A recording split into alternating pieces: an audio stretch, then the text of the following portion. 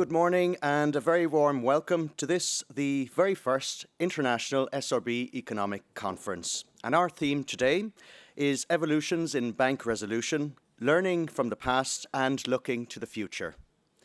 I'm Sean de Burke. I'm Senior Media and Communications Expert here at the SRB, and it is my great pleasure to be your MC, or Master of Ceremonies, for this, the second day of our Economic Conference. And we're coming to you live from Brussels this morning. We're delighted to have you with us here in the room, and we're also delighted to welcome those who are joining from all over the world. We have many hundreds of people who are connected. So just a few practical notes before we start. The conference today is live streamed, so everything you say is on the record. And to our speakers and our moderators, we'll try insofar as possible to respect the allocated timing on the agenda, and I think that went very well yesterday. Now, today's event is marked by an array of high-level speakers, discussants, and panel participants, and I want to thank each of them for being with us here. And I'm really looking forward to seeing the worlds of banking resolution theory and practice come together at this conference today. So, as I said, this is our first SRB Economic Conference, and we'll take a look now at the agenda to see what's in store for us today. In a moment, SRB Chair Dominique Laboureix will deliver his opening speech to set the scene for our conference today.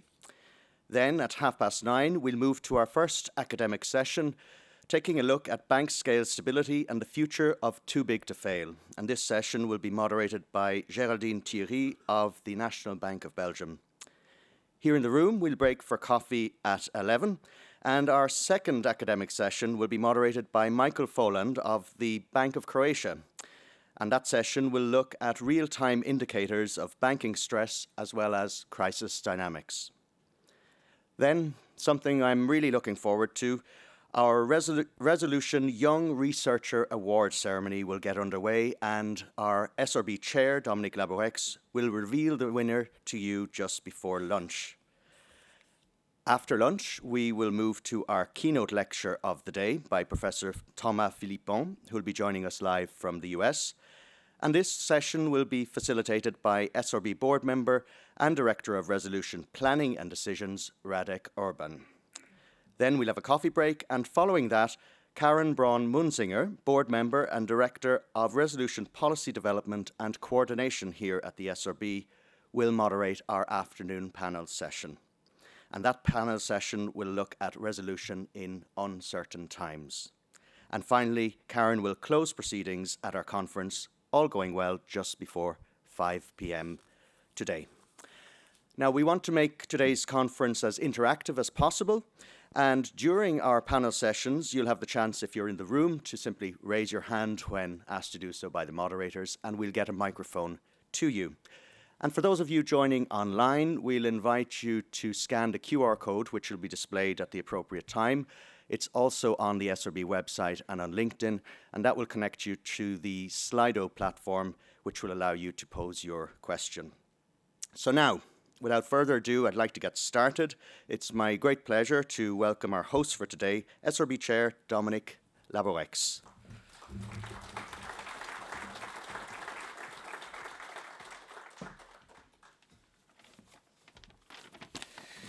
Thank you, Sean. Ladies and gentlemen, dear colleagues, dear friends, it's a great pleasure to welcome you to this conference and to see such a distinguished audience of policymakers, academics and practitioners gathered to discuss issues that lie at the heart of our field. Events like this are particularly valuable because they bring together the different communities that shape the evolution of resolution policy. Policymakers design the frameworks, practitioners confront their practical implications, and academics provide the analytical foundation that allow us to test, refine, and sometimes rethink our approaches. Bringing these perspectives together is essential if we want our work to remain both intellectually rigorous and operationally relevant. Let me begin with a word about yesterday's Resolution Young Researchers Workshop. I'm very pleased to say that I was told, I did not attend it, that it was a genuine success.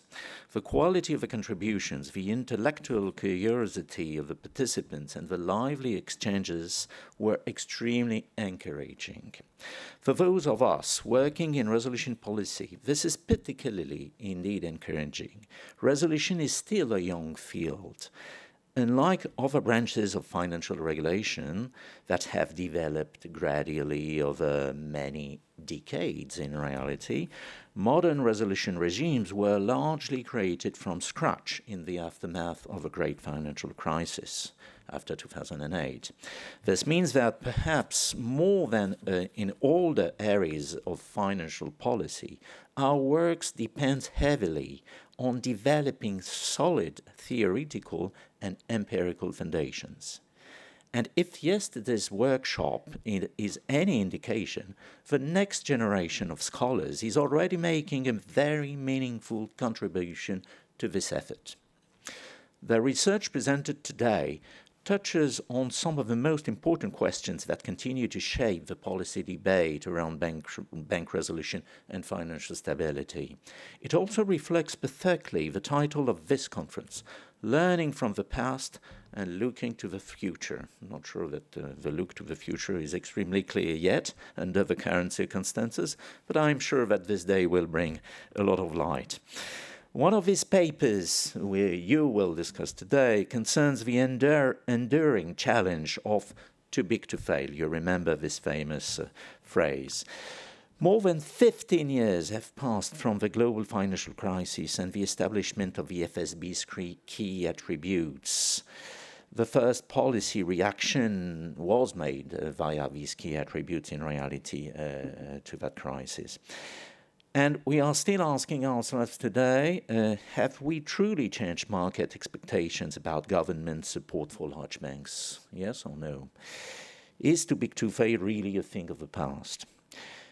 One of the papers supporting today's discussion suggests that expectations have indeed evolved since the great financial crisis, with market participants assigning a higher probability that creditors of large banks would bear losses rather than rely on full government support. By the way, perhaps the most interesting issue is not the precise figure attached to that probability, but the mere fact that the confidence in our resolution framework has steadily grown. This is good news overall, definitely. However, I doubt that it means that our journey is entirely complete.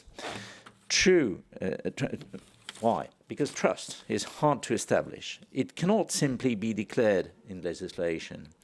It's gradually built through institutional design, through consistent policy choices, and sometimes through the experience of crises themselves.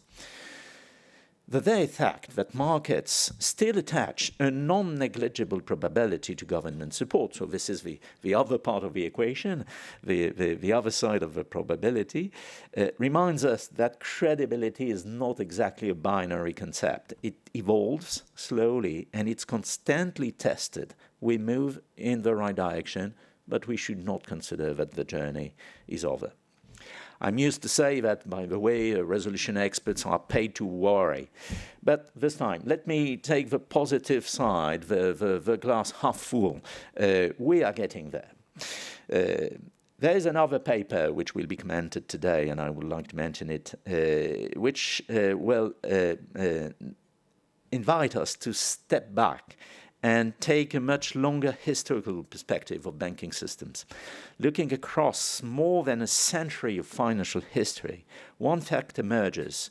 Crises often leave banking systems more concentrated than they were before. Large banks tend to survive and sometimes even expand their relative importance in the aftermath of turmoil. This observation forces us to confront an interesting tension. On the one hand, consolidation may reflect genuine economic forces, economies of scales, technological change, or competitive dynamics. On the other hand, if crisis systematically reinforces reinforce the dominance of the largest institutions, we should also reflect on whether the policy environment, intentionally or not, may play a role in shaping that outcome.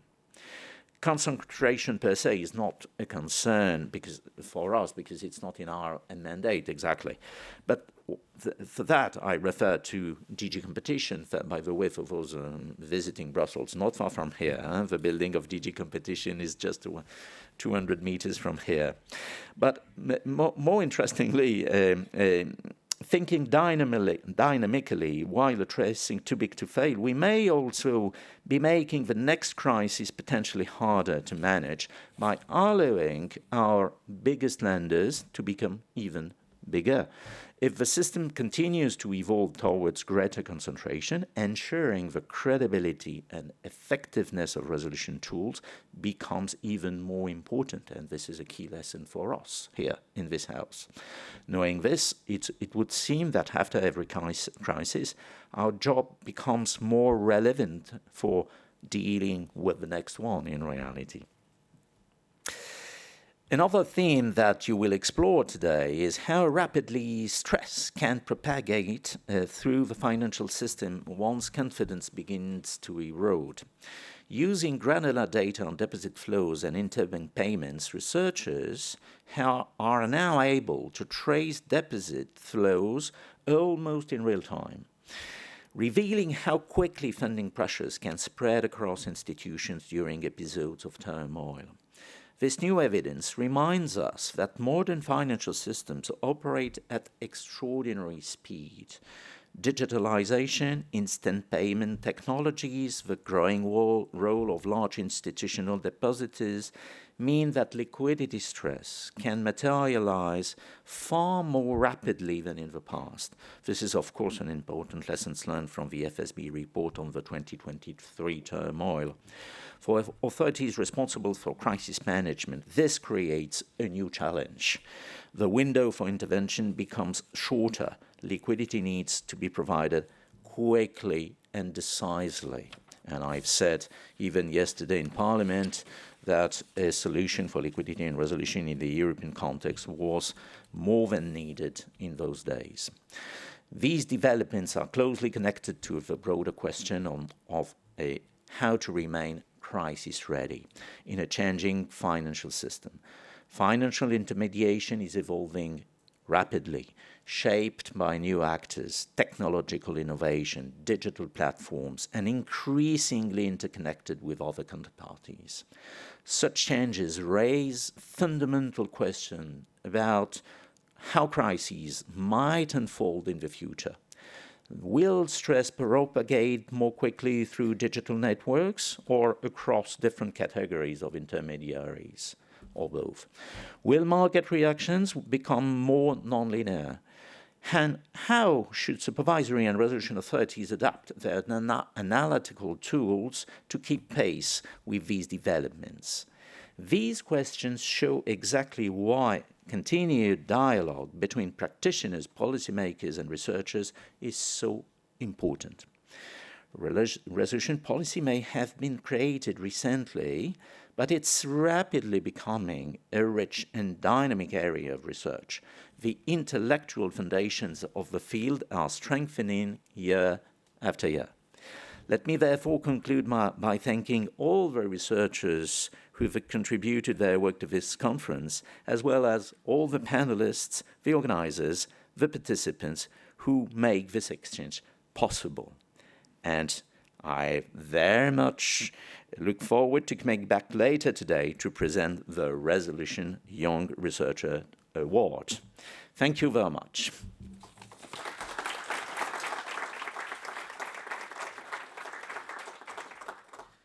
Thank you very much, Dominique, for setting the scene for day 2 of our SRB Economic Conference in such a vivid manner. Now, let's move forward with the agenda and go to academic session 1.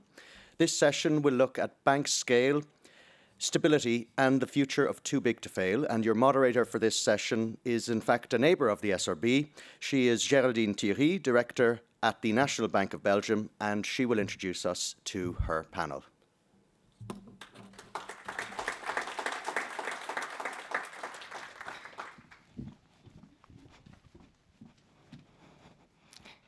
Thank you, Sean. Good morning, everybody. Indeed, I'm Géraldine Thiry. I'm Executive Director at the National Bank of Belgium, and I'm very, very pleased to be here today with you and to moderate this first academic session. The session focuses, as Dominique has said in his introduction, on the too big to fail problem, one of the core questions that motivated the creation of resolution regimes of today. We will examine together whether large banks are implicitly protected and whether they amplify or rather dampen financial stability risk. We have two very interesting papers today.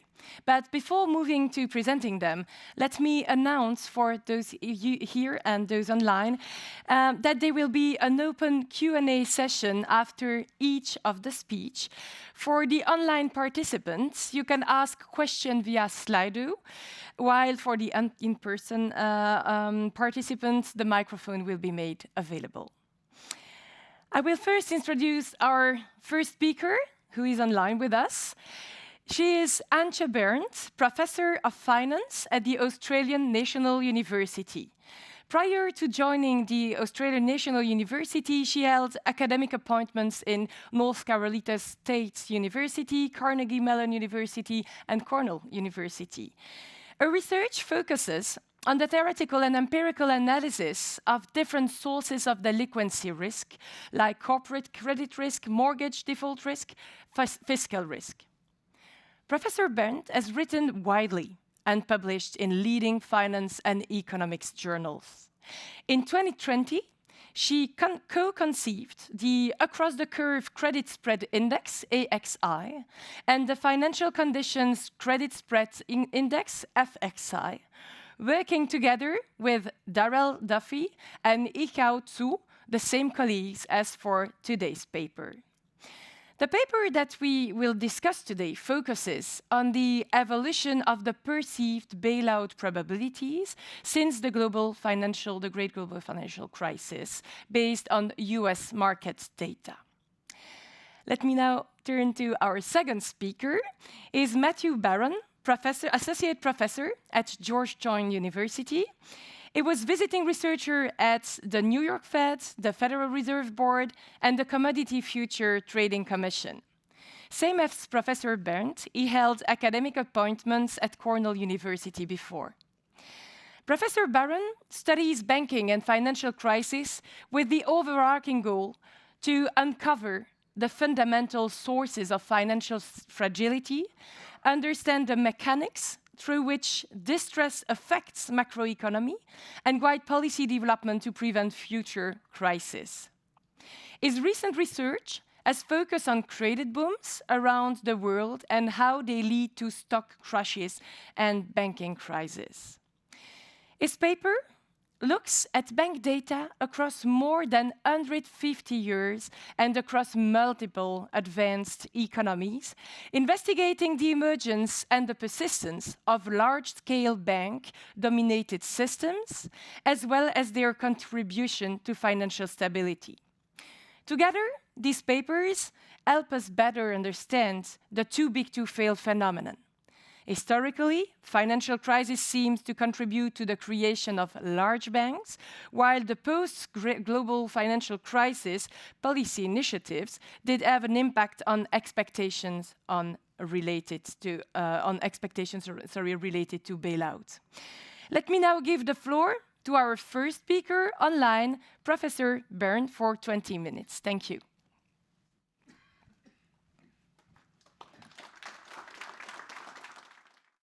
Thank you very much for the introduction, and thank you for including our paper on the conference program.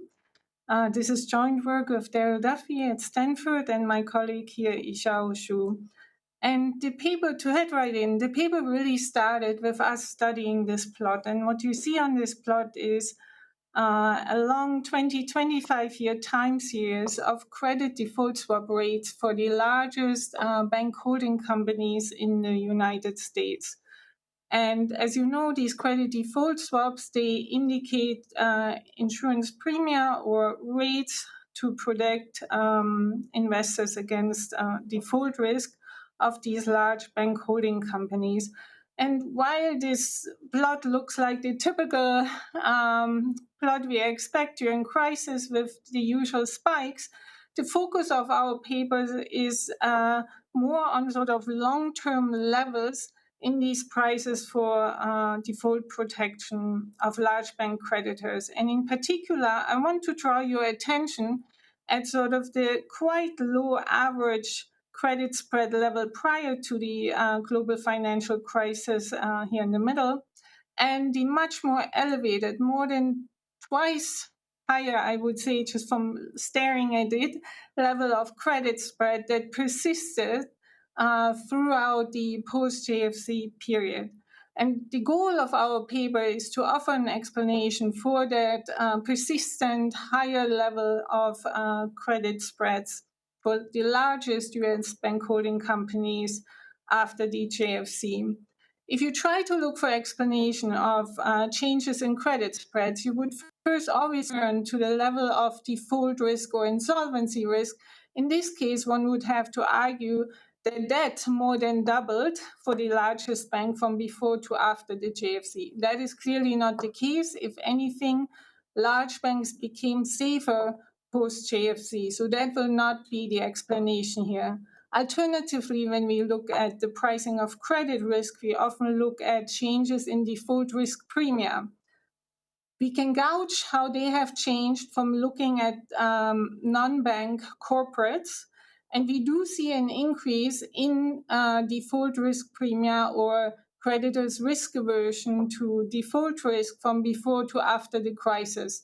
But that increase in premia sort of offsets the drop in actual default risk. So that in combination, market implied or risk neutral likelihoods of large bank failure are roughly the same before and after the crisis. So they do not account for that higher level of credit spreads that you see after the crisis relative to before the crisis. So the explanation that we want to offer here is a third one, namely that after the JFC, large bank creditors now expect much larger losses in the event that the bank has become insolvent. And to highlight that idea, let me just look at this little graphic here and introduce sort of the main symbol that we are using in this paper. So on the left, you see the balance sheet of a bank that is insolvent. So the current asset level is insufficient to cover all the creditors of the bank. And if the bank now being insolvent were liquidated, and the probability of liquidation that we assign in our model is called pi. If the bank were liquidated, assets would shrink further due to distress costs, and there would be little recovery to wholesale creditors of the bank, and they would face a rather substantial loss. If, of course, on the other hand, since we are talking about large banks, if the government would step in and bail out creditors of these large banks, which in our model occurs with the probability 1 minus pi. So if bailout were to occur, creditors would not incur losses. The government would inject enough bailout capital to make the bank solvent and to cover all creditors. And so the argument and the focus of our paper is to provide evidence that from before the JFC to after the JFC, more weight has been shifted to the no bailout liquidation scenario in the event a large bank becomes solvent. So to the increase of pi, this probability of no government intervention or bailout. That is the focus of our paper. I've motivated it. And really sort of the challenge here was to put some numbers to that change in the no bailout probability, because once you do this within sort of a model motivated setting, you can then derive estimates of other economic meaningful changes in valuations of claims of large bank stakeholders. So that is the motivation for our paper, and the paper was really the first attempt to do so in a structural model So really build in the fact that banks may live on if the government rescues them into a structural credit risk pricing model. And it also was designed in a way so that bailout is not just possible inside our framework in the form of full-on nationalization of banks, but also in the form of more like government-assisted bailouts in the form we saw in Switzerland in recent years. So bailout, really, we take the concept of Berndt, where we focus on banks that are very large, so complex, interconnected, and fulfill critical functions that if they should suddenly become insolvent, the rest of the financial system and the economy would face severe adverse consequences. In the US, the largest bank holding companies are typically referred to as globally systemically important banks, or GSIBs. There are 8 of them, 6 of which, the 6 largest of which, are in our sample. Bank of New York, Mellon, State Street don't have enough data coverage to be studied. So we focus on the 6 largest GSIBs. The paper, I do not talk about this today, but the paper also looks at cross-bank heterogeneity in our finding and distinguishes those GSIBs from other large but non-GSIBs US banks. And generally, the results are very similar, but weaker than for the GSIBs. So here's the plot that we worked many years at obtaining. And I just want to sort of show you, draw your attention to the level effect. This is our estimate for the no bailout probability. So it changed from, on average, just below 5% in the pre-JFC years to about 13% on average in the post-JFC years. So that is an increase of about 170% in the likelihood that the government will not step in and rescue an insolvent bank. So the paper is not saying too big to fail has gone away. We are still talking about a greater than 85% chance of government intervention. But in terms of pricing effects for creditors and equity market values for the largest bank, this more than doubling of the likelihood of no support is very, very meaningful, as I will demonstrate. The first way to put that number a little bit into perspective is to look at the funding costs for the largest banks. So what I show here are counterfactual computations that compare actual observed credit spreads S at the estimated no bailout probability pi to what credit spreads for these largest banks would have been post-JFC had the likelihood of no bailout not been increased, not more than doubled. And we see that these counterfactual credit spreads, if we wouldn't have gone from 5% to 13% no bailout risk, would have been less than 20% of the actual observed funding costs for banks in the post-JFC period. 60% of that are due just to the higher expected losses due to this change in no bailout probability, assuming banks would follow their same insolvency thresholds, default threshold or default strategies. And the remaining 20% are due to banks, now that there is less support, optimally choosing to default sooner. All right, so that is on that funding side. If you look alternatively to equity market values, what our estimates imply is that, again, counterfactual in the post-JFC period, equity market values of the largest banks were over 100% lower what they would have been had that no bailout probability not increased, perceived no bailout probability not increased. And on the equity side, over 80% of this 100% counterfactual increase, over 80% are due to banks optimally adjusting their default threshold. If they perceive fewer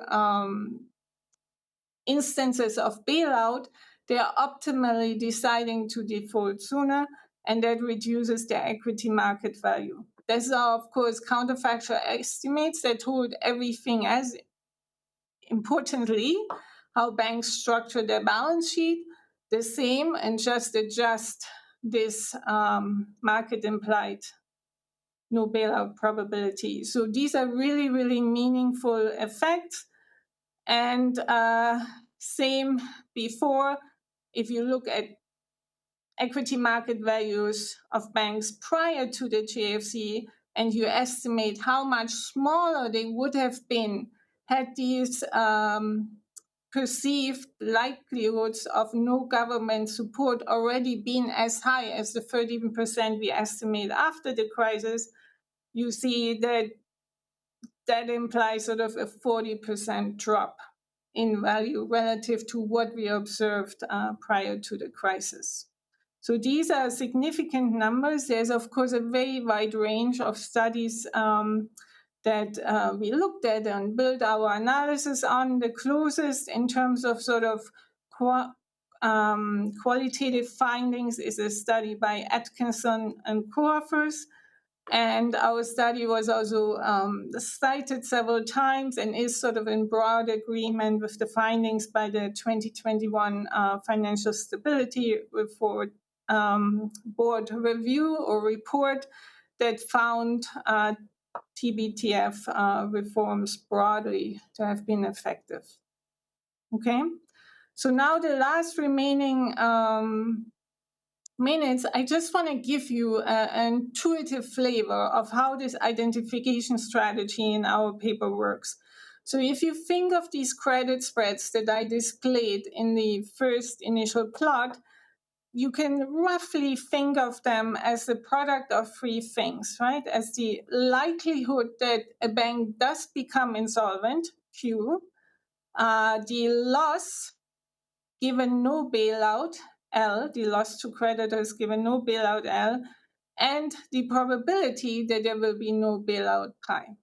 If there is a bailout, there is no loss, so we don't need to consider that that is not part of the CDS pricing. So if you log linearize this very approximate explanation of credit spreads, you have sort of this additive component of credit spreads. And remember, our goal is to identify or quantify the size and changes over time in this last component pi. That is the probability of no bailout given that a large bank is insolvent. And so first, we observe credit spreads, the left-hand side, but we need to get a handle on the likelihood of default and the loss creditors will incur if the government does not step in. And we do that by calibrating our structural model to option pricing data and CDS term structure data. And then we use a third data input, namely the level of the most liquid 5-year CDS spread for these large banks to identify this third component. Okay, so this is very simplified explaining how we use the data to identify this component of credit spreads. You could alternatively use a reduced form or regression-based approach, where you basically regress log CDS spreads, ideally on the left-hand side, on a number of controls for actual riskiness of banks, bank-specific effects, and then a time series variable that catches overall changes in market-wide default risk premia, so that everything else that's left and that is specific to GSIBs would identify changes in credit pricing for GSIBs over time and could be assigned to changes in this no bailout probability. both our structural and preferred or more innovative approach and this easier reduced form approach, they lead to the same result, more than doubling of estimates for no bailout probabilities from before to after the GFC. And sort of the theoretical heart of the paper is really a structural model that starts with the famous Leland 94 working paper. It augments it with two classes of that because it is really important to both incorporate deposit insurance, and then wholesale creditors into the modeling of a bank's balance sheet. We allow for deposit insurance, another form of government subsidy. We augment the model to allow for sudden, shocks like crisis events or jumps. And of course, most importantly, we propose a structural model where banks are living on if the non-predictable event of bailout occurs. And that is really where all the difficulties come in modeling. But fundamentally, we have sort of a stochastic process for the asset value of the firm. The noise is driven by a combined sort of Brownian motion and jump.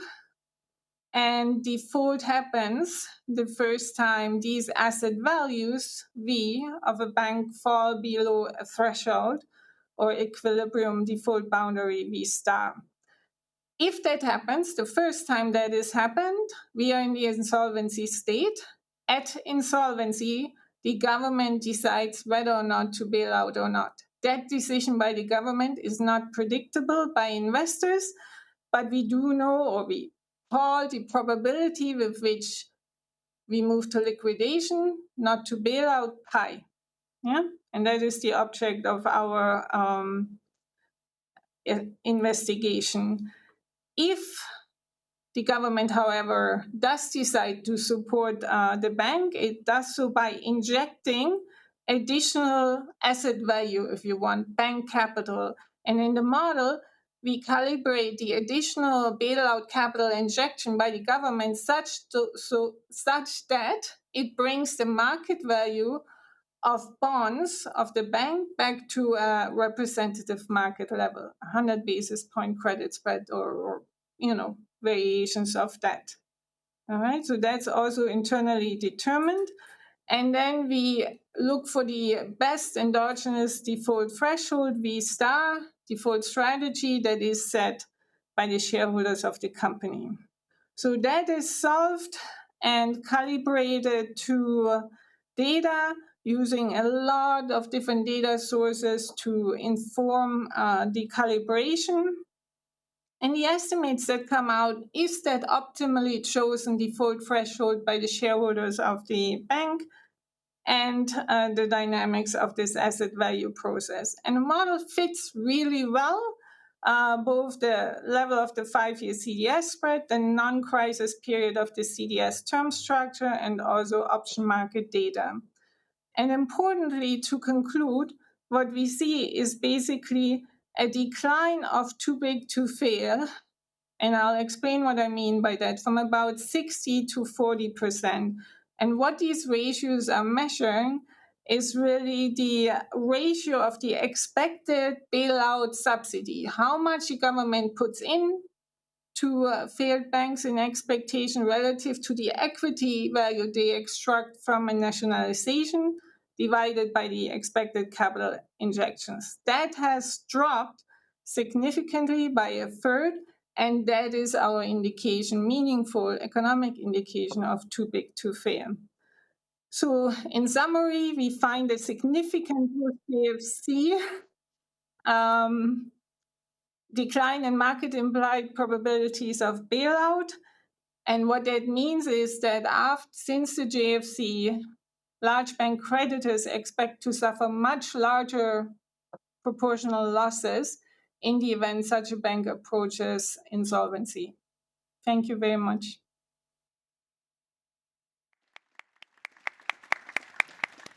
Thank you very much, Professor Berndt. And I leave now the floor for some question that you may like to ask to Professor Berndt.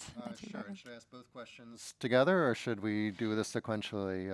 I would propose that you ask some question, and then I will maybe raise some with you. Then a time for answer for Professor Berndt, and then we open the floor to the SEM. Sounds good, thank you.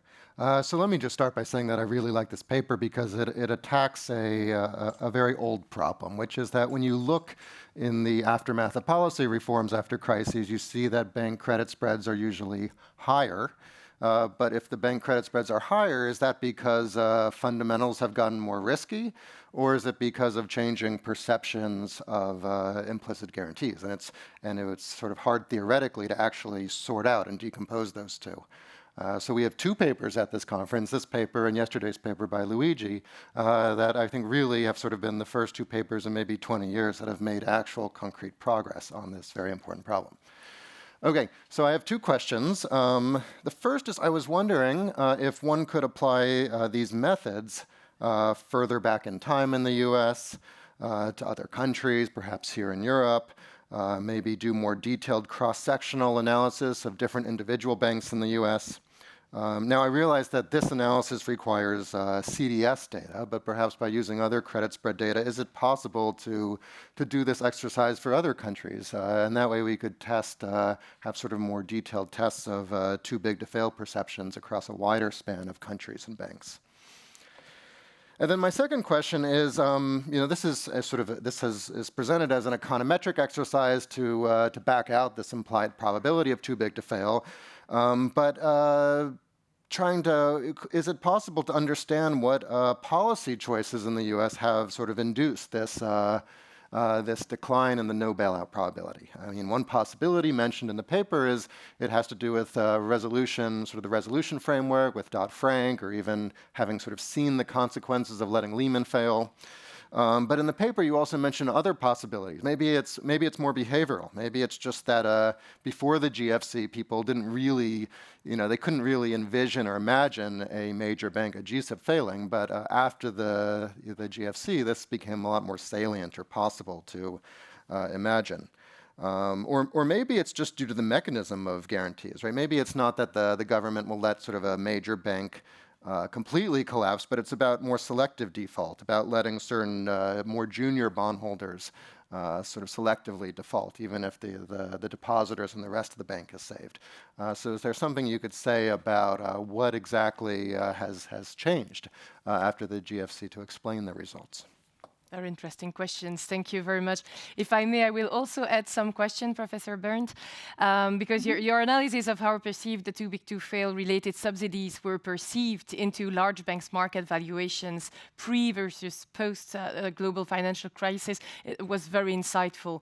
The reforms after 2007 were designed both to reshape and rebalance the burden sharing between creditors and taxpayers on the one hand, but also to strengthen bank resilience, thereby reducing default probabilities.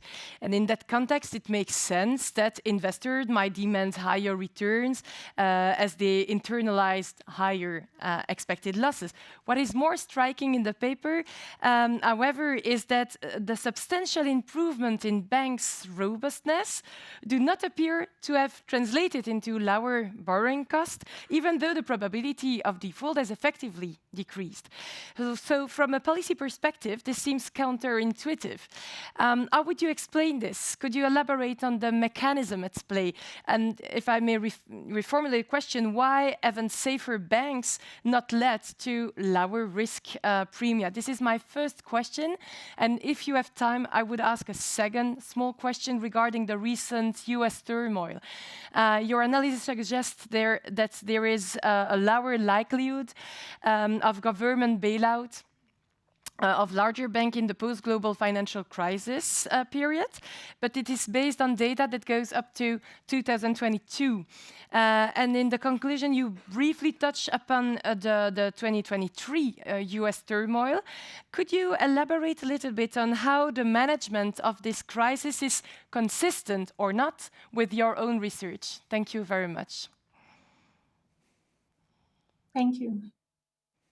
All right, so let me try and answer these very good questions in turn. So, yes, absolutely. We've started working on Europe, well, a while ago, and except for getting distracted with other projects, that is absolutely possible. It is, not as uniform of a data collection, of course, but is absolutely doable. You just need to address sort of some market specific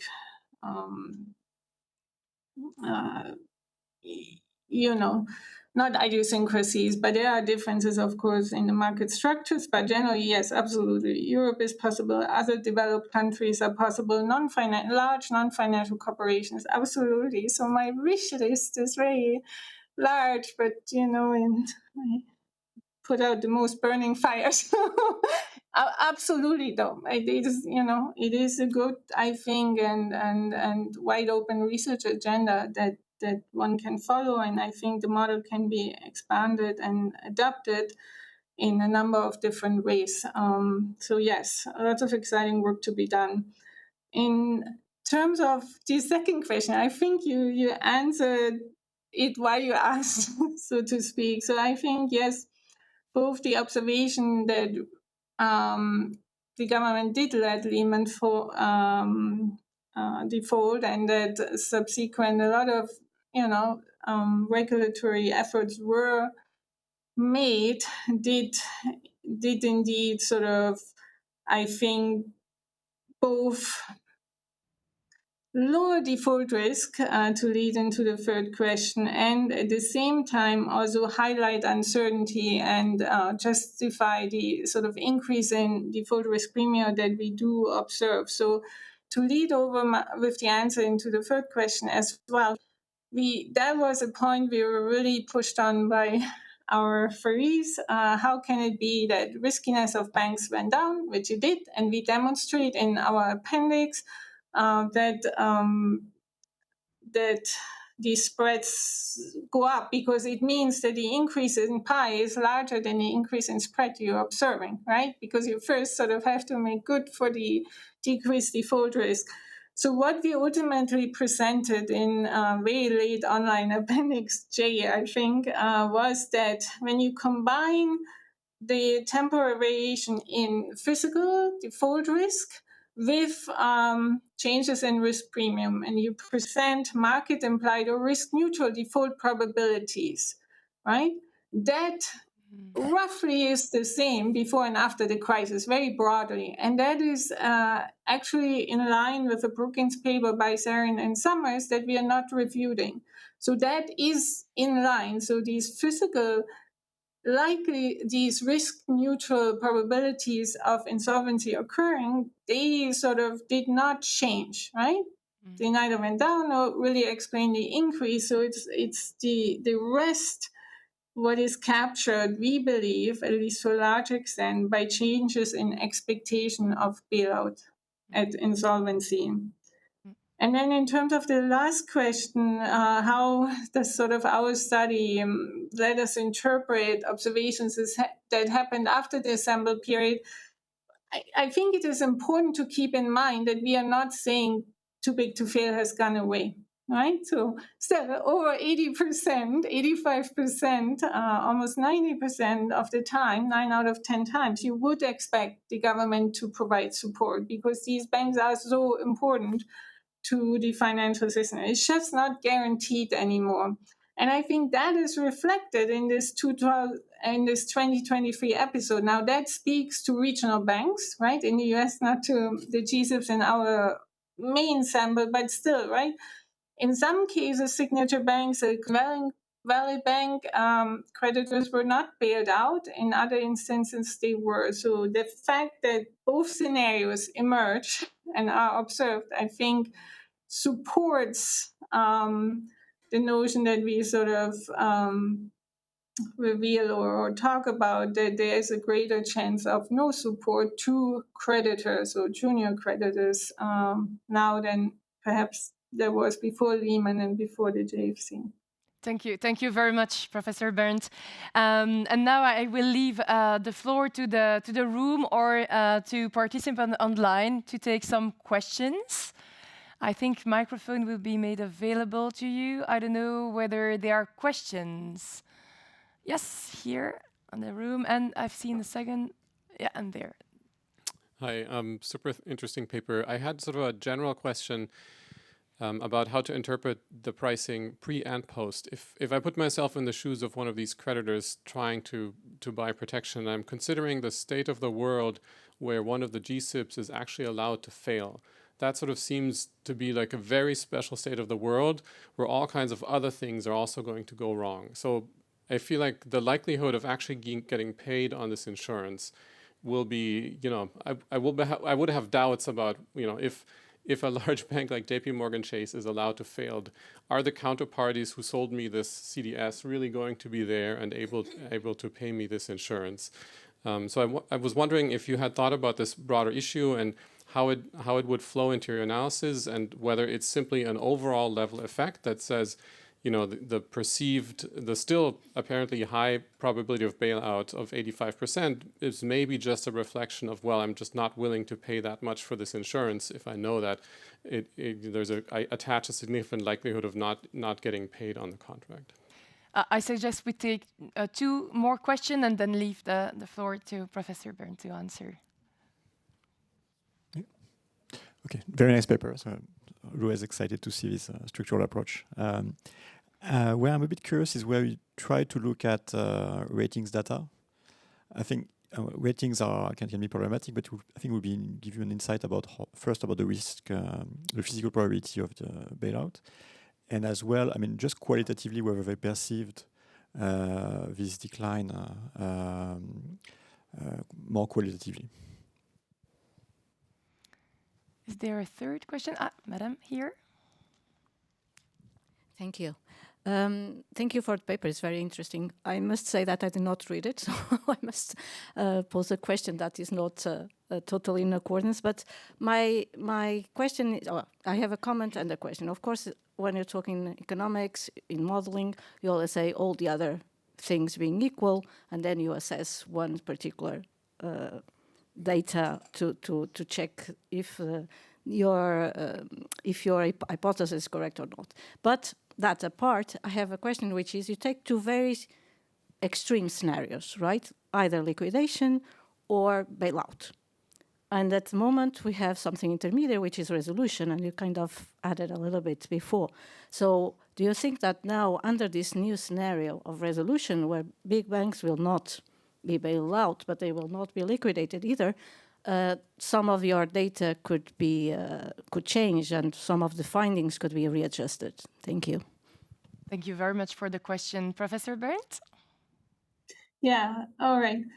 I'll go in order. So the first question is super interesting. That we don't speak to that, right? So we are not modeling the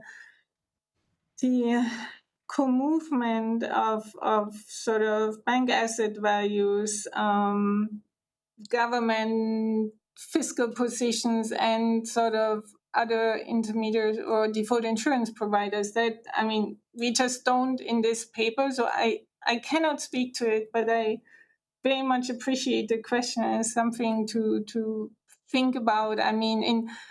I could clearly go along with your suggested way of thinking. For me, the interesting part would be to try and capture that in a model, but it is something I haven't done. Be very interested in doing so. I want to thank you for the question, other than contributing here. I agree that this is definitely something worth considering. At the same time, right, you could say, oh, you're not considering that in cases of large bank insolvency, these are probably also times where the government's position might not be as strong to support this bank, or if one has defaulted, another one defaults, what happens then? Is there equal expectation of support? Would that not impact the probability of bailout, no bailout, or keeping that the same, the level of support? So all these things are very valid comments. And that is just something we need to further work on, or other researchers expand sort of the model in these directions. I hope I can express my appreciation for the question and the interest without providing a clear answer in that regard. Regarding the physical default probability estimates, yeah, we are trying to use other data than ratings. So we are looking more at balance. We are also additionally, in the appendices, looking at balance sheet driven measures of default risk, as well as the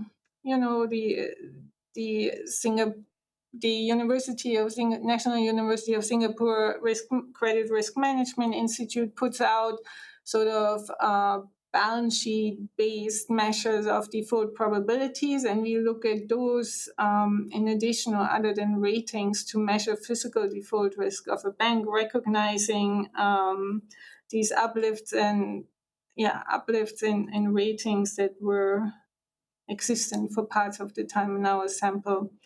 So I think we've done a good job in that regard. In terms of the last question, whether or not other forms of resolution apart from nationalization or liquidation are considered, yes, absolutely. So as we were going through these review processes, time dragged on, and 2023 occurred, and Credit Suisse solvency occurred. And so we were thinking constantly, at least within the framework that we already built, can we incorporate bail-ins? So we have an extension of the framework to that, where bail-ins are considered. And also the current model itself is applicable to government-assisted bailouts, so where the form of rescue is not necessarily in the form of nationalization, but in the government supporting an acquisition of the failing firm. So we have done a lot of work already, but certainly there are always constraints to a model framework that you also have to solve implicitly, endogenously. So I think we've gone quite a bit to answering that concern, that sort of the setting is made relevant to the form of post-GFC resolutions that we envision or have actually witnessed. Thank you very much, Professor Berndt, and thank you for the very interesting questions. I think it opens a lot of research avenues, so it's very stimulating, I think. So we've just heard a compelling analysis from Professor Berndt on how the GFC has reshaped the market expectations around government support for large banks. And your findings show that while perceived bailout probabilities have declined since the crisis, they remained notably elevated for GSIBs. And this created a fascinating link with Professor Barron's work, which dives deeper into the structural implication of the too big to fail in financial systems, where large banks dominates the landscape or not. And what is particularly timely, I think, is that the policy discussion, at least in Europe here, are revisiting the idea of creating even larger banking groups. And this seems to be a shift from a decade before, where post-2007 reforms were explicitly designed to curb the too big to fail dynamics rather than to reinforce them. And against this background, it's fascinating to explore how these two strands of evidence intersect. So on the one hand, evolving expectations of government support, and on the other hand, the structural risk associated with size and dominance. So with that, let's turn to Professor Barron's to help us understand, hopefully, the broader financial stability implications of large banks and what it means for our financial systems. The floor is yours. Thank you.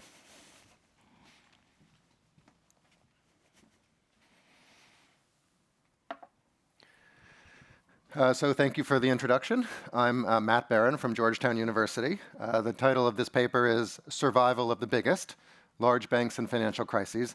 And this is work with Moritz Schulark and Kasper Zimmermann, both at the Kiel Institute for the World Economy. So a quick word about our title, Survival of the Biggest. This is a reference to evolutionary biology and Charles Darwin, who proposed the law of survival of the fittest. But in this paper, we study the aftermath of banking crises across 17 advanced economies, across 150 years of financial history, using newly transcribed balance sheet data on over 11,000 individual financial institutions across all these countries, across this wide span of history. And we're going to see in terms of how the banking sector is reorganized in the aftermath of banking crises, its survival of the biggest.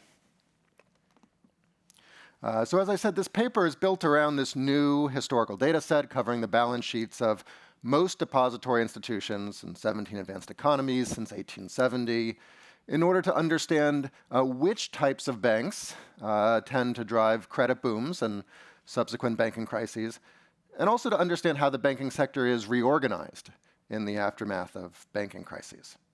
So we're going to use this new data set to investigate bank industry structure, bank-level dynamics before, during, and after financial crises, focusing in particular on the role of large banks.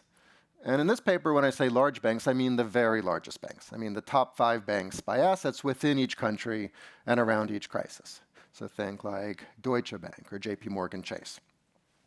And using this new data set, we're going to investigate things like pre-crisis risk-taking, crisis dynamics, deposit flows, the failure rates of different types of banks, the reorganization of the banking sector in the aftermath of crises, and the role of government interventions in all of the above. And we're going to ask 2 broad research questions. The first is, which types of banks tend to drive historical credit booms and subsequent financial crises? And which types of banks tend to survive? The tendency we're going to see is that the largest banks tend to survive at differentially higher rates than smaller banks within the same country in crisis, and smaller banks tend to either fail or get absorbed by large banks at higher rates. And this is going to lead to a net consolidation, at least on average, across crises. Now, if this is the case, if the banking sector becomes more consolidated, how do we explain this higher survival rate of large banks after crises? That's the second research question. Is it due to the fact that the very largest banks engage in less pre-crisis risk-taking and do better during crises? Is it because the largest banks have intrinsic advantages in crises due to their size? Or is it due to government interventions that differentially help support the very largest banks? So let me preview our 3 main findings. The first is what we call survival of the biggest. This is documenting the fact that across historical crises in lots of countries, the very largest banks rarely exit or fail in crises. In fact, not only do they not fail, but their market share, measured as either their asset share or deposit share of the banking system, actually slightly grows on average after each crisis, making them even more dominant after. So if this is the case, we could ask why. And one hypothesis might be that the largest banks are safer. They engage in less pre-crisis risk-taking. They do better according to several performance metrics. This is not the case. In fact, we find it's the exact opposite. We find that large banks, relative to smaller banks within the same country in crisis, actually take more risks in the run-up to the crisis and perform worse during the crisis according to a variety of measures. Okay, so then we're left with this seeming contradiction, right? That the very largest banks take more risk on average, do worse, but yet survive at a higher rate. And so what explains this? And our third result, well, it's actually sort of 2 results put together. First, we find that policymakers are substantially more likely to rescue top 5 banks on the verge of failure. And this is true across history. And the second is that large banks, and this may be related, that large banks have a more stable funding structure in crises relative to smaller banks, given similar shocks to the banks. Okay, so let me, before going into the main results, let me talk about this historical data set that we've built, covering the balance sheets of most depository institutions across 17 economies since 1870, over 11,000 unique banks that we transcribe on an annual basis. Fits on 3 bullet points here, but that doesn't do it justice. This has been an 8 or 9 year project involving in all these countries going into historical archives and countries and central banks around the world, taking literally hundreds of thousands of pictures of these historical documents, sending them away to be transcribed, and then taking the transcribed data, this raw data, and having a team of research assistants who have helped sort of clean and harmonize this data across countries. And we eventually, in the short run, plan to make this available to the research community. It's an output of this project, and it's a public good. Now, in addition to the balance sheet information, which is sort of the main part of this data set, think of this as like bank scope, right? Bank scope is the financials of banks internationally. Starts in 1990. We effectively extend this back 120 years to 1870. But in addition to the balance sheet information, we also gather information every time a bank enters or exits the database. We want to understand the historical reason why. Is it a new entry? Is it an M&A? Is it a spin-off, a failure, a name change? And then the other thing we code up is the stock prices, the real total returns of the 20 largest banks within each country around each banking crisis. So we could compare both market information to book information. So let me give you sort of a quick taste of sort of the historical, the financial history aspect of this project. So here are two examples of historical balance sheets out of more than literally 100,000 documents that we've scanned and transcribed in the course of this project. So on the left here, I know it's a little small, but let me sort of walk you through this. On the left here is an example of banks in Canada, one of the countries in our sample, Canada in the year 1900. Right, so I was a professor at Cornell for many years, which is not too far away from Toronto. So I actually drove from Ithaca, New York, to Toronto, went to the government archives. It was these big tables that you fold out, and I would take pictures of them. So here's one example from the year 1900. It's a little bit cropped because it's a big table, but all the rows are the different banks in Canada. All the columns are the different balance sheet items. This is for the year 1900. So you would take a picture and transcribe this year by year for 1900, 1901, 1902. Now, this is sort of the easier case. On the right is the harder case where you don't have these big government consolidated tables. You have to go bank by bank. So this is an example in France in the early 1900s, Crédit Lyonnais, which was at the time the largest bank by assets in the year 1905, which you could see their balance sheet here. We have the asset side of the balance sheet. Also, we collect the liability side. We do this bank by bank, year by year. It was a lot more work. Okay, so before jumping into our main results, let me talk about some broad historical trends that emerge from this data set. So the first trend is that the size of the top 5 banks has grown enormously over the last 150 years across all 17 countries in our sample. The top 5 banks, which you could see in blue here on the left, is for all countries. This is an average across the 17 countries in the sample. The right, we have the example of the United States. You see the top 5 banks. This is assets relative to GDP, has grown enormously, both relative to GDP, relative to the rest of the banking sector. In other tests, we've shown that it's grown enormously relative to total financial intermediation. If you had bond market credit, it's grown relative to the size of bond market plus bank credit also. And this is true in every country. Some countries like the US historically have been very dispersed as a banking system. The top 5 banks were very, very small compared to the banking system. It's grown enormously. The US has become much more of a top 5 heavy banking system. Other countries like Canada have always been very concentrated, but have become even more concentrated over time. So this is true in all 17 countries. Second sort of big trend is that the very largest banks are highly persistent across history.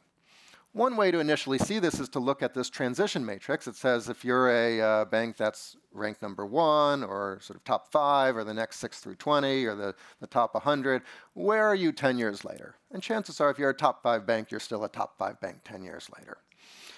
Maybe one way to sort of see this even more dramatically is, we have 150 years of history. In a lot of countries, you could ask, okay, 100 years ago, 150 years ago, what was the largest bank? 2 of my co-authors are from Germany, and you could see in Germany, if you look, 100 years ago, or even back in 1870, the largest bank was Deutsche Bank, right? And Commerzbank is up there also. In the U.S., 100 years ago, the 3 largest banks were Chase, Citi, City National, and Bank of America, right? So, and you could do this with other countries too. Most countries, it's really there's a lot of persistence over 100, 150 years, of which are the very largest banks. We compare the largest banks to the largest non-financial firms across history. We have certain benchmark years, 1880, 1910, where other financial historians have gathered tables for all these countries of what were the largest non-financial firms in different industries. There are certain industries that are very persistent, like banks, like oil and gas. But banks, especially large banks, rank among the most persistent firms out there, right? So the very largest banks are much more persistent than smaller banks, than other financial firms like securities firms, broker-dealers. They're much more persistent than the very largest non-financial firms within each country. And when you think about it, it's a little puzzling, right? Because we've had these enormous, devastating banking crises across history, right? This should be a very turbulent industry, and yet the very largest banks are some of the most persistent firms out there. And so that motivates our first result, which is survival of the biggest.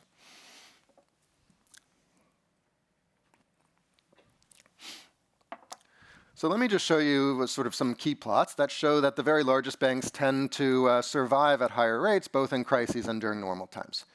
So this is just a histogram plotting the failure rates. Dark blue is normal times, light blue is during crises. We go from the 5 largest banks within each country to the sort of the next 6 through 20, 21 through 100. You could see it's monotonically increasing, both during crises and during normal times. This is true both if you look at explicit failures, but also all exits, for example, due to an acquisition. Now, not only do the top 5 banks not fail during crises, but their asset share actually on average tends to increase, at least when you average across crises. So this is looking sort of in a 5-year window around historical banking crises, looking at the top 5 asset share. It increases cumulatively by about 4 percentage points on average after each crisis. So if the top 5 banks were, say, 50%, and this is relative to the trend. There's an increasing trend of, the top 5 banks are getting bigger across history. So it's saying around a banking crisis, if before the top 5 banks were 50% of the banking system, on average it's going to be 54% after the crisis. Now, if the largest banks tend to survive at higher rates and even increase their asset share, we want to show at first that this is not because, on average, they're more prudent or more they perform better during crises. And that's our second result. So when we look at pre-crisis risk-taking, we're going to look at 4 main measures here. And they're going to be relatively simple or crude measures compared with what you could do with modern data. And the reason is that we have to do something that we could do across 17 countries. We could go back to 1870. And so the 4 measures of risk-taking, we're going to look at loan growth, right? It's well known that banks that grow very rapidly, they have a big credit boom, often do worse in the crisis. Credit booms tend to go bust. We're going to look at, we're going to show that the largest banks tend to increase their leverage or correspondingly decrease their equity to assets more in the run-up to the crisis.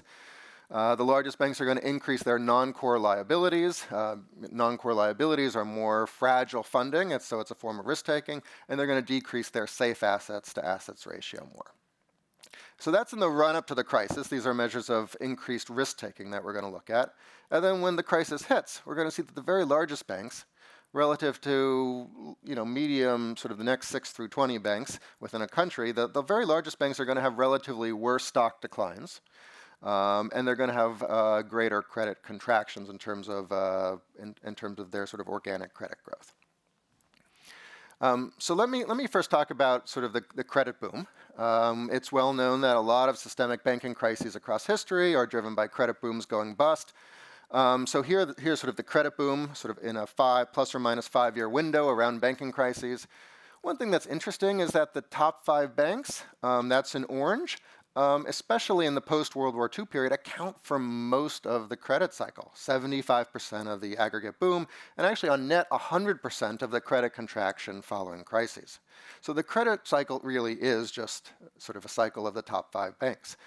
Now, you might think this is in part because the large banks are large, right? If the large banks are on average 60% of the system by assets, we'd expect them to be 60% of the credit boom. But actually, they're more. So it's not only that the largest banks have gotten larger over time, it's that they're more cyclical, more pro-cyclical than smaller banks on average. Okay, so the next thing we do to look at pre-crisis risk-taking is we look at these, we run regressions at the individual bank level. So this is looking at credit growth. This is looking at the pre-crisis period, the 3 or 4 years before the crisis, from year -4 to year -1 relative to the crisis. We do this at the individual bank level, and we have as our regressors, the key variable is just an indicator of whether you're a top 5 bank in that country. and we have country and country crisis fixed effects. So we're always looking within the same country in crisis. So think like the US 2008. That's one country crisis, right? We're looking at the top 5 banks within the US in 2008, around 2008, relative to smaller banks. And we're asking whether those top 5 banks, in this case, have more credit growth. And the answer is yes, it's higher by about 2.8 percentage points. Here are the other measures of pre-crisis risk-taking. The next one is leverage, or really the reciprocal, which is equity to assets. We look both at the change in the 4 years before the crisis and the level. So we're seeing here that the top 5 banks both have higher level of leverage, sort of we know that, but also their increase in leverage in the run-up to the crisis, their percentage change, is higher than smaller banks within the same country in crisis. Similar results with on the liability side, looking at their funding, looking at non-core funding to assets. The very largest banks have, of course, a higher level of non-core funding, but they increase this even more in the run-up to crises. And then we could also look at safe assets. These, we classify something as a safe asset if it's, reserves, government bonds, things like that. So the largest banks are also less safe on this dimension. Now, if we look at what happens in the crisis, we could look at the stock returns, and the largest banks do worse.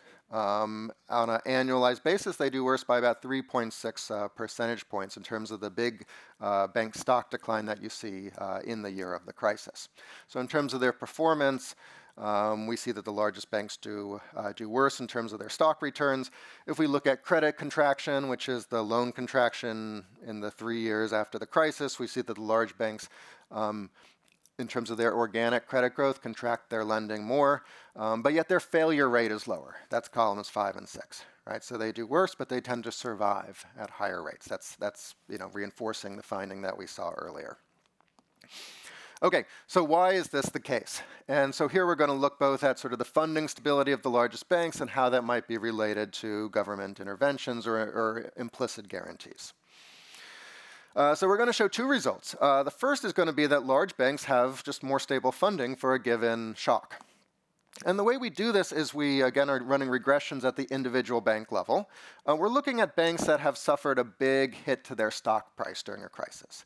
So we have indicator variables of whether they have a stock return of minus 30% to minus 60%, minus 60% to minus 90%, or more than negative 90%. All right, so let's look at the banks that, we call these banks like on the verge of failure. They've suffered more than a negative 90% hit to their stock price. They're likely extremely distressed. If they didn't have any sort of government support, they would almost certainly fail in the near future. And we look at their deposit outflows, right? And we compare the top 5 banks versus banks outside of the top 5. And you could see here in column 1 that for these banks on the verge of failure, the top 5 banks suffer big deposit outflows, negative 12%. But outside the top 5, it's nearly double that, negative 24%. So the large banks have more, for a given shock, have more funding stability, have less deposit outflows. Now, why is this potentially the case? And here we look historically at government interventions, a specific type of intervention, which is when a bank is on the verge of failure. Does the government sort of do whatever it takes to make sure that bank sort of stays as a bank, or is that bank sort of resolved? And so let me give you sort of 2 historical examples. I'll give you an example from 2008 that we all know. I'll give you examples farther back in history. The idea really is that the idea of saving banks, especially the very largest banks, is not new. During crises, policymakers have always sort of improvised, figured out a way to save a very large bank that was about to fail catastrophically.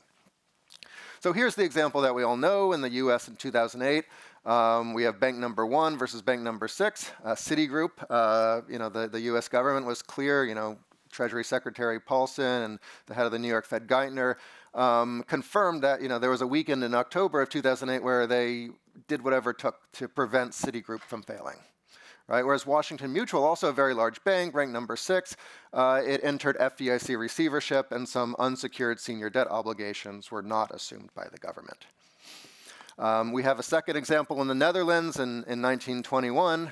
We have bank number 2 versus bank number 9. This is like a more obscure historical example, but you could probably guess which bank was saved, bank number 2, and which bank was resolved, which was bank number 9, with the assistance of central bank liquidity. But one bank continued to exist, and the other bank was wound up. Now, we sort of put all this together.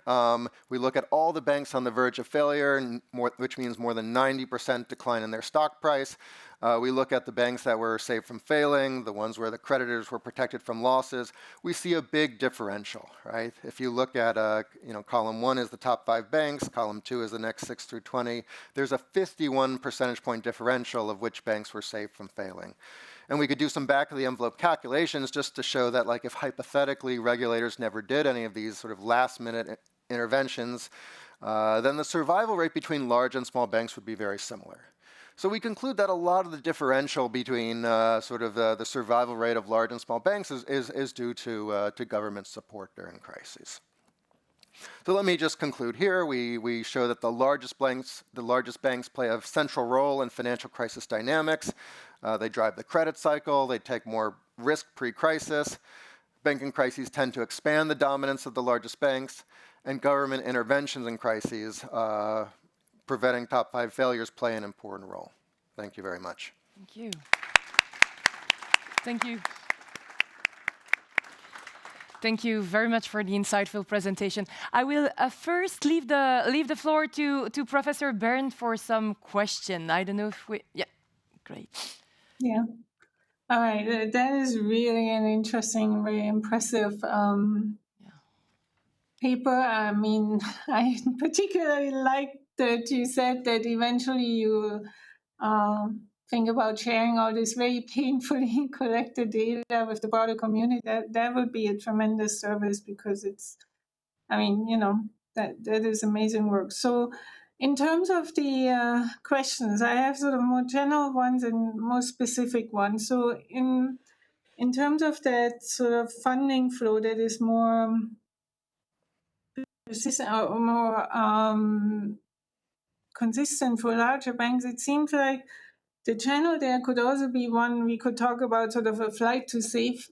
I'm not quite sure if that's sort of the right thing, but the flight to safety consideration for depositors. I mean, depositors should be insured up to a certain limit, no matter where the bank, but do you feel like they are moving their deposits to larger banks under the expectation of bailout, or to avoid sort of having uninsured deposits being lost at banks that suffer and are not being rescued? So that channel of government support, it would be really interesting maybe to crystallize a bit more. Then sort of another question would be, as policy frameworks change, and in particular in a post-JFC environment where sort of the notion went to other forms of resolutions than just bailout, would that sort of impact the story you were telling that supports sort of the survival of the biggest in the long run and under various regulatory regimes? And then the more detailed question would be, because I went through this on a very small scale for our paper, how do you track these merger and acquisitions? I mean, we would be forming sort of de facto banks by aggregating every time we saw an acquisition to the balance sheets to surviving banks, and in your case would be deposits and outstanding funding. Is that something you do, or do the acquired banks leave the sample? I think those would be the 3 questions I wanted to ask. Thank you very much, Professor Berndt. I will add my questions as well, if you don't mind. The last crisis captured in your paper dates back to 2008. So since the financial sector has changed considerably. And as you may notice, you are aware that there are here a lot of resolution practitioners in the room. And so resolution frameworks have become part of financial stability and part of financial stability policy only after 2008. So do you think that the establishment of institutional resolution regimes, that is the capacity to bail in shareholders or creditors, has the potential to reshape implicit state guarantees and in turn affect banks' incentives to manage their risk-taking across the cycle? This was my first question. And the second regards the discussion on bank competitiveness, which is very lively here in Europe for the moment. Your paper shows that banking systems dominated by large banks are not less likely to experience crisis, but that crisis will tend to be more deeper, while each crisis lead to further consolidation. Does this mean that repeated crisis gradually leaves us with a more concentrated system in which future crises may become more severe rather than less severe, especially in a policy context where consolidation is increasingly encouraged, even in non-crisis times? Well, thank you both for the excellent questions. Let me start by addressing the question about the funding flows, right? So one thing we see in a crisis is that the large banks, even if they're extremely distressed, have less deposit outflows, and many banks may even receive deposit inflows during crises. And this could be due, as you mentioned, to two reasons. One is just that if you have to move your deposits somewhere, you're going to move them, even if there are no implicit guarantees, you're going to move them to the place that everybody else is moving them to, right? Which in the US is JP Morgan Chase, right? We saw this after 2008, after 2023. It's not just because it's presumably too big to fail, but because if everyone else is moving their money to JP Morgan Chase, they're getting deposit inflows. They're not going to see a run. They're going to see more liquidity, funding stability, and so that's where you want to move your money to, right? So even without implicit guarantees, I think the large banks have intrinsic advantages in their funding stability. They have a more diversified depositor base. They could tap additional sort of channels of funding besides just deposits. And I think it's an interesting problem which we aren't able to exactly tackle, but how do you sort of separate out what's sort of the benefit that the largest banks have just because of size, and what's sort of due to implicit or explicit guarantees. The second question is sort of about how the policy framework has changed. How has that sort of affected perceptions of too big to fail? Maybe one thing I just want to say is that too big to fail is not a modern phenomenon. That's one thing that comes across in this paper. Across history, across 150 years, across all these countries, if you really dig into the details of how governments and policymakers have acted after financial crises, when a large bank is on the verge of failure, policymakers always do something, right? Or almost always do something, right? We sort of saw the consequences of like letting Lehman fail, or if you go back historically in 1931 in Germany, Die Notenbank was sort of a major catastrophic failure in Germany. There's a reason why policymakers sort of sometimes will do whatever it takes. This is sort of a prisoner's dilemma, right? In the short run, it makes sense, but in the longer run, it gives way to perceptions of implicit guarantees. And so it's a really hard problem. It's not that, it's sort of the rational response, but it leads to this prisoner's dilemma where each crisis, the too big to fail perception tends to be reinforced most of the time. You asked about mergers and acquisitions. We spent years trying to get this right.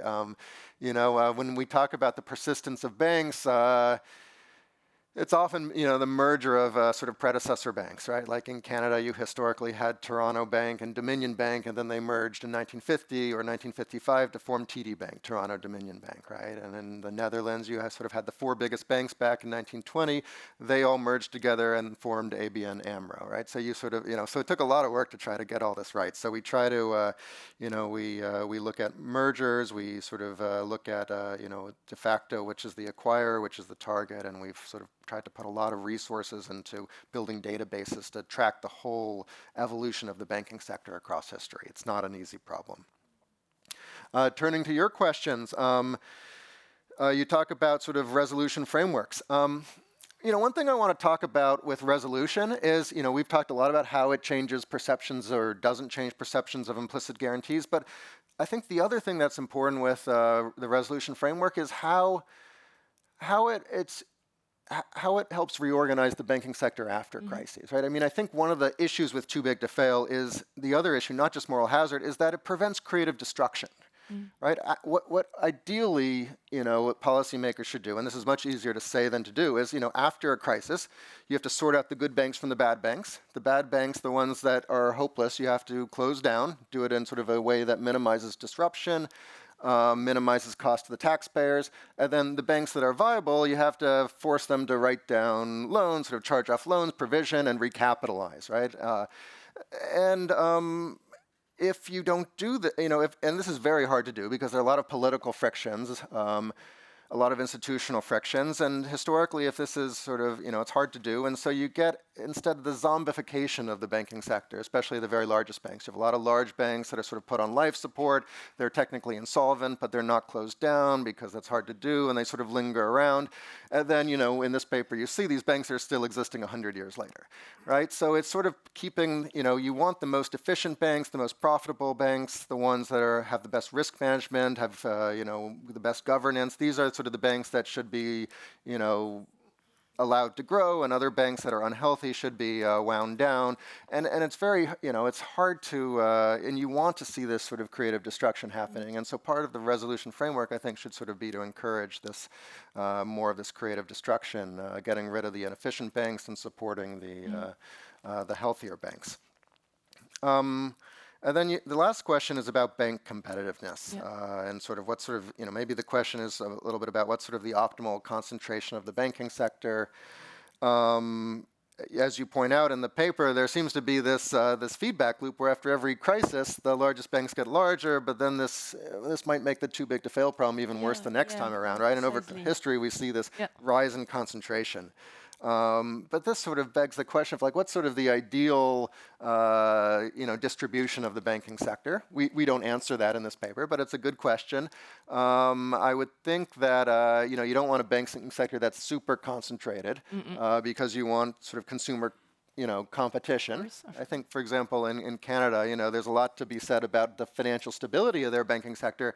But when you just have sort of 5 big banks, you don't have much competition in terms of the consumer. Loan rates are, very high and uncompetitive. Same with deposit rates. There's not much innovation in terms of financial services or being consumer friendly. On the other hand, in the US or Germany, these are banking sectors that have thousands and thousands of really tiny banks, and I'm not sure that's efficient either, right? So there's some sort of middle ground, and it depends on the country we're talking about, and it'd be interesting to see more research and more structural models to try to understand how these forces sort of, play off against one another, and what frictions sort of prevent us from reaching this optimal distribution of the banking sector. Thank you very much. And maybe I will jump in with a question that we received online and which is directly related, very simply formulated, but I think very fundamental. Under the conclusion of your paper, is there a future for the small banks? That's a good question. Well, I think as we said, for competition reasons, it's very important to have small banks. They serve different niches. They serve different sort of regions within a country. They promote competition. There's certain things that large banks can't do well, niche types of lending that we need small banks for. So it's important to promote competition, right? And but one thing I've noticed historically in this paper is that deposit insurance actually helps to protect the smaller banks, right? In countries without deposit insurance, what you see is that you get a very, very concentrated banking system, right? Because basically, who would want to put your money in a small bank if it doesn't have deposit insurance, whereas the largest banks have implicit guarantees, right? So countries that have very strong deposit insurance tend to have a bigger, there are pros and cons of that, but they tend to have a bigger tail in the distribution. They have a lot of smaller banks. And so I don't know the optimal policies to sort of promote this optimal competition, but there certainly should be a future for small banks and for large banks. Thank you very much. Are there questions in the room? A lot of questions. Karen, then Madam, here, and a third. Here are I will give the floor first to Karen Minsinger. Yeah. Oh. Thank you for those really fascinating, actually, both papers. And really feel the pain on the data. Anyway, so much appreciated to hear that today. I was just curious. The way I think about bank resolution, it's really not a black and white. You switch on, it's resolvable. You switch off, it's not resolvable. It's really, both kind of scenario dependent, but really the probability of being able to resolve a bank is something you need to push out over time, and that we've really been building since the global financial crisis. And so I was curious whether, in terms of the clustering that you looked at, it would be possible to think about whether the boundary between more likely to be bailed out, less likely to be bailed out, whether there's a way about looking about how that differentiates between either countries with different attitudes to government support and or, of course, in more recent times, the existence of really good insolvency frameworks, of resolution. Is there a way to look at drivers of the bailout probability to help us understand a bit better what might be most influencing potential changes in the way that we saw in the earlier paper? Thank you. Maybe just yeah, Madam. Thank you, Matt. This is, this is not the first time I hear this paper, but I always find it very, very interesting. I have a couple of questions. The first one is, I'm not sure whether you are focusing only on systemic risk and systemic crisis, or also you're looking at idiosyncratic, and maybe it would be interesting to divide between the two. Second, while I think we have no doubt that there is an implicit bailout or implicit perception of guarantees for bigger banks, I wonder whether the survival may also be due to different and maybe better ability of bigger banks to react to crises. And if so, how would you eventually measure it if you haven't done it?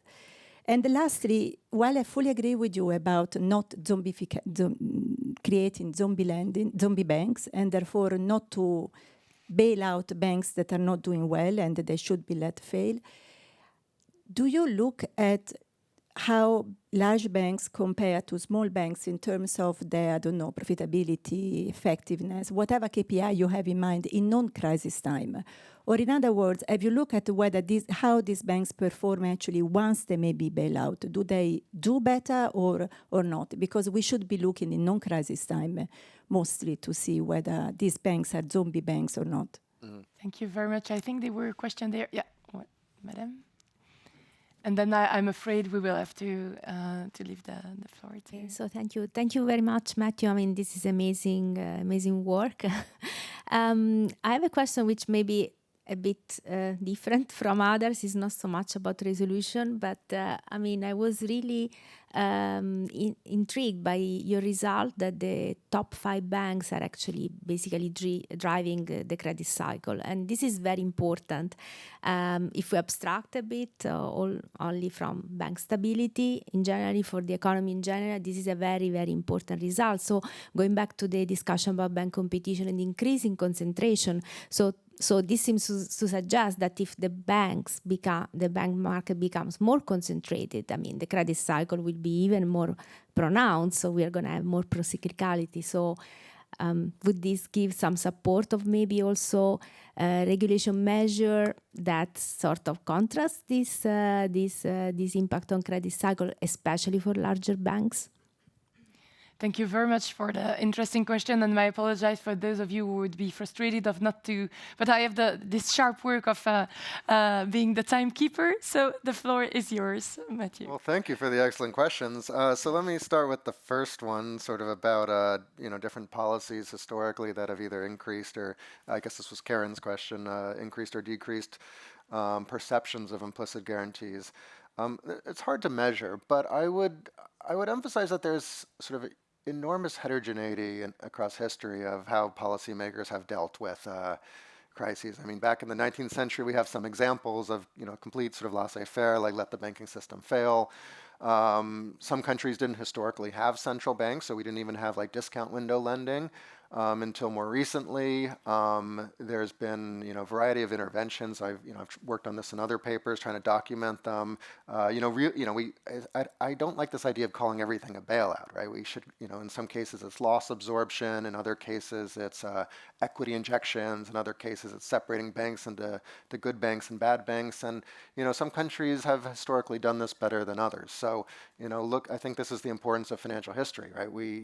Each time we don't have to reinvent new policy tools, we can sort of look at the creativity of different policymakers in the past and try to absorb the best, the lessons from that. There was this, I guess Elena asked this question about systemic crises versus idiosyncratic. We could look at that. I think maybe what I think of as the more systemic crises is the ones that sort of are on the global cycle, right? Like 2008 or the Great Depression, where you have whereas other crises are sort of off cycle, it's sort of particular to one country. And I'm not sure if there's sort of a big difference where sort of the idiosyncratic crises are more small banks, whereas the systemic, sort of global crises are more large banks. I could look into that, but I don't think there's an obvious pattern that stands out. There was a question about whether bigger banks are just better able to react to crises, and they certainly are more, one advantage that they have is they're both more diversified, both on the asset side, on the liability side, right? So the asset side, they might have more geographical diversification. On the they may have access to better hedging technologies. They may have more diversified funding sources on the liability side. So they do have natural advantages. And they also, maybe they have better access to government support, but on the other hand, they might take more risk. They have opportunities to take more risk, to engage in risky international lending, to be part of, to trade risky derivatives. So there's sort of there's arguments sort of both ways, but I think on net the largest banks do worse in crises, even though they do have some sort of intrinsic advantages due to their size. There was a question about, large banks in non-crisis times. We don't look at this, but you could imagine that maybe large banks have economies of scale in a lot of their lending and deposit-taking services and financial transactions. And so, during non-crisis times, it may be better, to have more larger banks even, but then you have to trade this off. In crisis times, the largest banks have implicit guarantees and engage in more risk-taking. So again, sort of understanding the optimal distribution of the banking sector is there are a lot of sort of forces pushing both ways. And lastly, there was this question about the credit cycle being basically the top 5 banks, right? And if this is the case, then I think the conclusion is, like, for macroprudential policy, trying to fight against this sort of pro-cyclicality is really about the top 5 banks, right? So there's been a lot of focus on the GSIBs, rightly, and this paper just sort of reinforces that from a macroprudential perspective. It really is sort of about the GSIBs.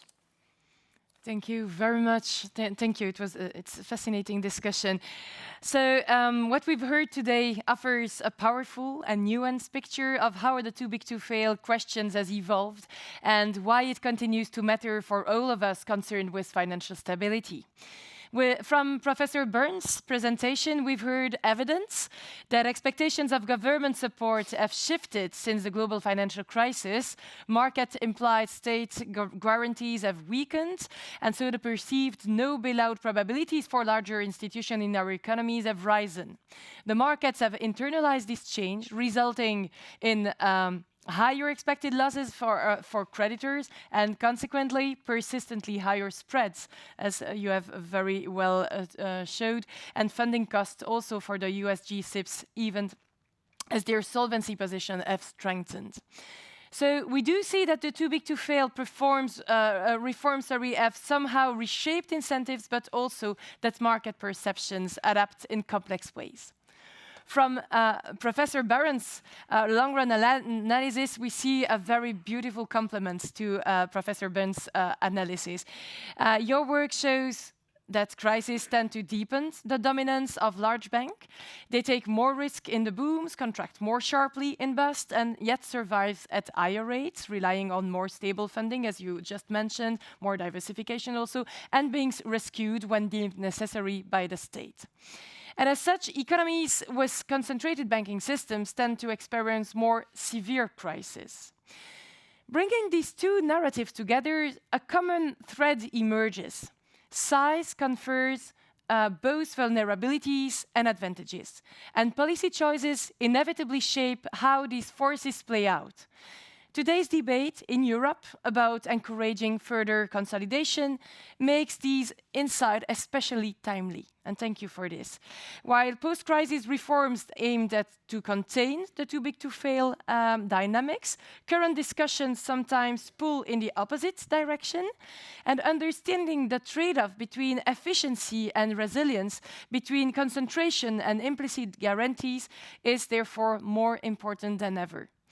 With that, let me thank our speakers here and online for their very rich contributions, and all of you for your engagement and discussion.